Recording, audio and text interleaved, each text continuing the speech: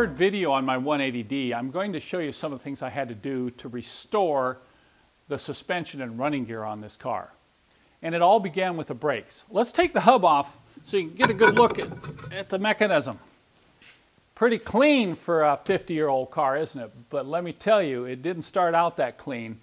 It's obvious these brakes have been redone in the not-so-distant past, but when I originally pulled the hubs, they were very dirty. So I want to share with you one of the tips on how I clean up old brake systems. Number one, think safety. You do not want to be breathing all this old brake pad or brake shoe dust.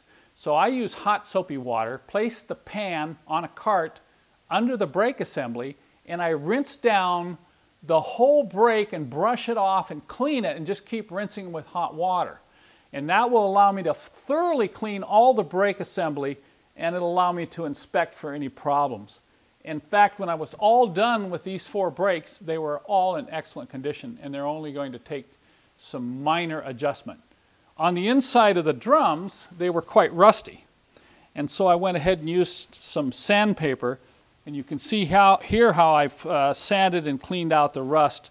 That's very typical on cars that have not been driven a lot. The other thing I noticed about the brakes is the brake hoses are cracked and they're going to have to be replaced. But that's the only thing I'm going to have to do on the brakes. Then I went ahead and moved on to the front suspension, rear suspension. All the components are tight. I did have to re-grease the entire car. This is something very different on these old Mercedes.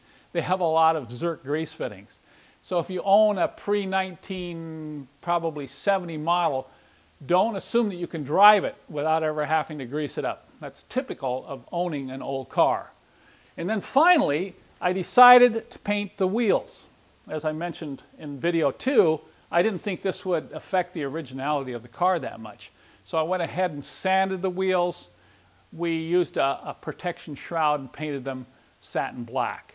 Now, with everything done on the suspension and running gear, I'm going to go ahead and put the wheels back on it, and I'm going to drive it a little bit more and get ready to do some of the engine work I'm planning in the future.